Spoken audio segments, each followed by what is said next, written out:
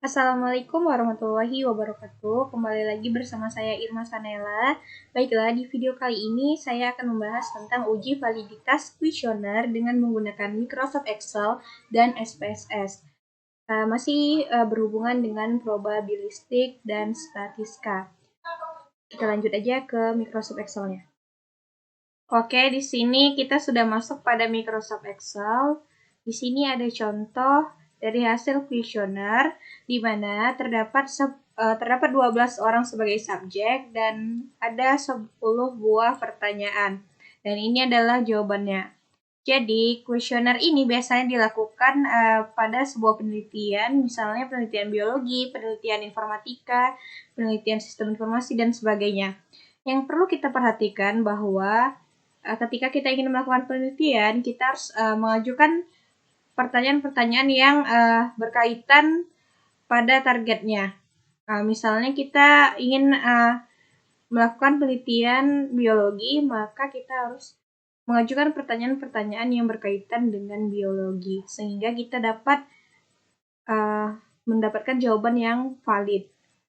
Sebaliknya, ketika kita memberikan pertanyaan yang di luar dari penelitian tentang biologi, maka kita akan mendapatkan jawaban yang tidak valid. Baiklah, untuk yang pertama kita akan mencari skor total dengan cara rumusnya itu sama dengan sum, tab atau buka kurung, kemudian sorot datanya, kemudian tutup kurung lalu enter, kemudian tarik aja sampai ke bawah. Kemudian kita akan mencari korelasi dengan rumus sama dengan korel, tab atau buka kurung. Di sini diminta array 1, array 2. Array 1-nya kita peroleh dari ini. Kemudian array 2-nya kita peroleh dari skor total. Kemudian kita ikatkan dolar dengan menekan F4. Kemudian tutup kurung lalu enter. Hasilnya ini kita tarik aja ke samping. Nah, di sini sudah dapat hasilnya untuk pertanyaan pertama, yaitu korelasinya 0,534253. Kemudian hasil dari korelasi ini berhubungan dengan tabel R product moment. Jadi di sini nantinya kita akan membebaskan dua data atau dua subjek, yaitu yang sebelah kanan yang ini dan yang sebelah kiri yang ini. Jadi di sini di degree of freedom kita bisa tuliskan 12 dikurang 2 sama dengan 10. Maka untuk R product momennya ini nanti kita dapatkan dari yang ke-10 yang ini. Berarti dia 0,576. Berarti di sini kita buat 0,576. 0,576. Kemudian kita lihat dari kriteria, maka dinyatakan valid jika R tabel kecil dari R hitung. Jadi di sini R tabelnya merupakan produk moment. Ini kita buat aja R tabel.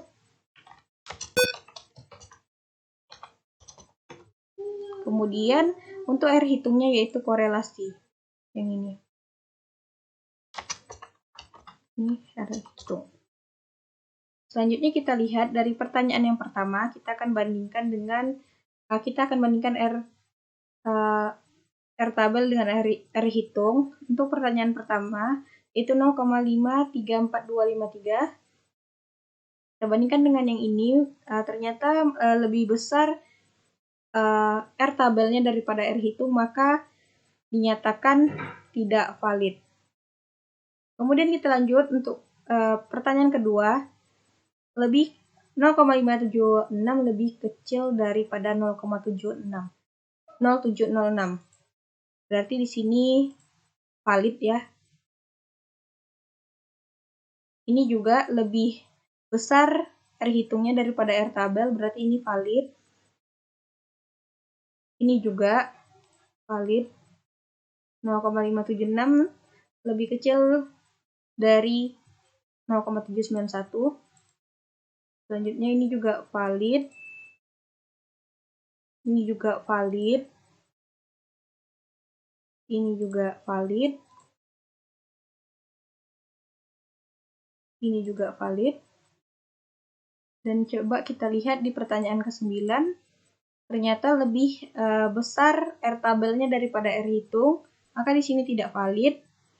0,292, ini tidak valid. Terus ini juga pertanyaan ke-10-nya tidak valid. Jadi dapat kita peroleh pertanyaan pertama itu tidak valid, pertanyaan kedua, ketiga, 4, dan sampai 8 itu valid. Dan yang terakhir pertanyaan ke-9 dan 10 itu tidak valid. Ini dia kita cari secara manual. Kita juga bisa mencari secara otomatis dengan menekan data, kemudian data analisis, kemudian kita pilih aja di sini yang correlation. Kemudian untuk input range-nya ini kita sorot sampai ke skor total. Kemudian di sini udah new word play, kita buat aja namanya validitas. Oke, kemudian di sini sudah kelihatan. Kita coba kopikan ini, kita sanding.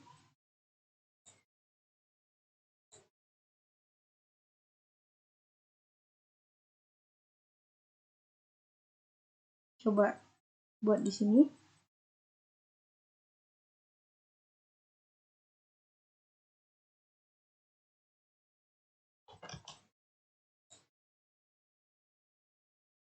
Nah, maka sama ya hasilnya dari yang kita peroleh secara manual. 0,534253, ini juga 0,706, dan seterusnya. R hitungnya yaitu 1. Selanjutnya, kita bisa menggunakan aplikasi SPSS untuk uji validitas kuesioner ini. Kita buka aplikasinya, ini dia tampilan awalnya. Kemudian kita pilih aja data view. Kemudian kita copy paste ini.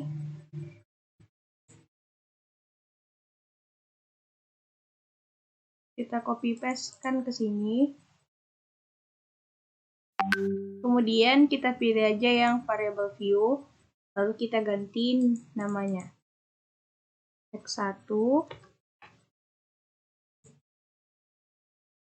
X2, X3, X4,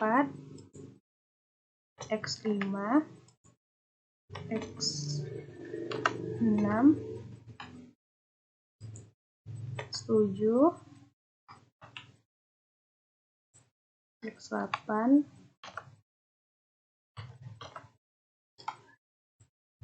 X9, X10, dan di sini total.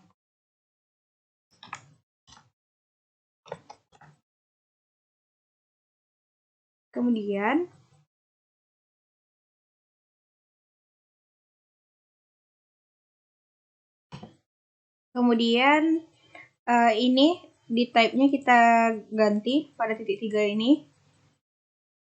Kita ganti void-nya 2, decimal place-nya 0, karena dia hanya menggunakan atau memiliki 2 angka saja. Kemudian oke. Kita ganti sama seperti tadi. Semuanya sama seperti yang pertama tadi.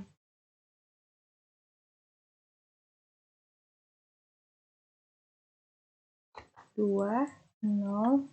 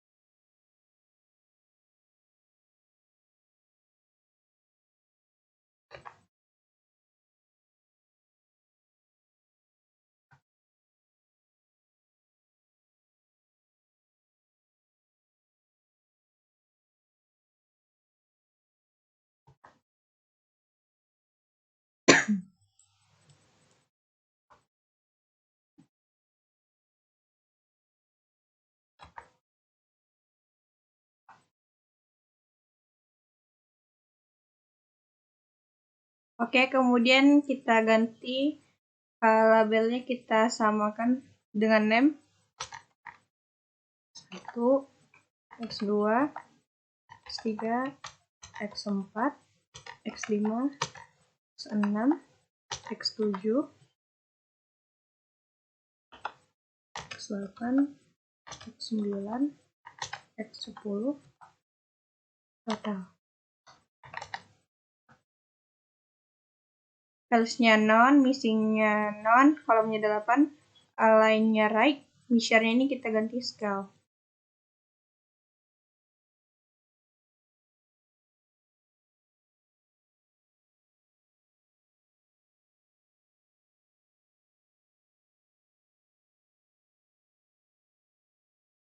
Kalau sudah, kita pilih analyze, kita pilih correlate, kita pilih yang bivariate.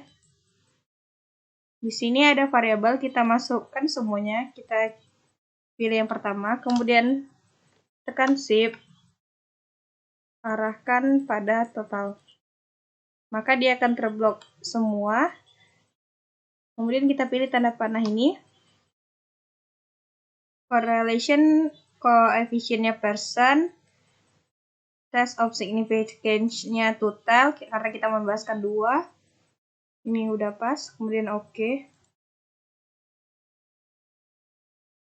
Nah, hasilnya seperti ini. Kita coba kopikan ke Word. Kita coba copy paste-kan ke Microsoft Word agar lebih terlihat.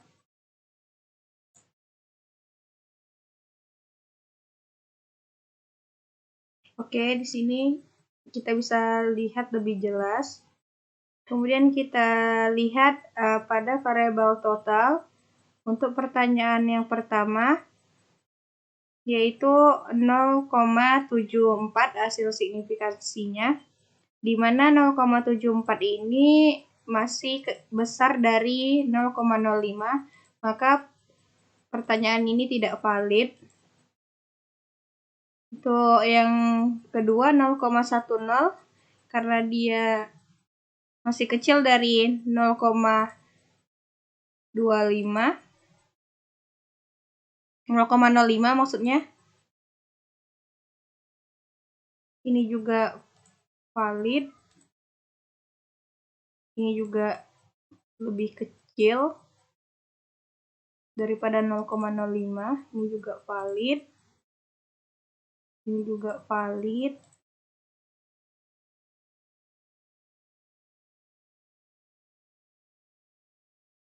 Ini juga valid.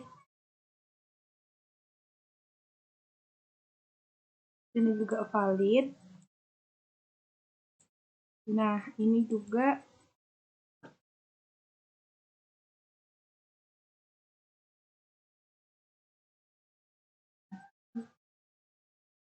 .14 ini juga masih valid. 357 ini jauh kali ya dari 0,05. Ini tidak valid. Ini tidak valid. Ini juga tidak valid. Jauh banget ya dari 0,05.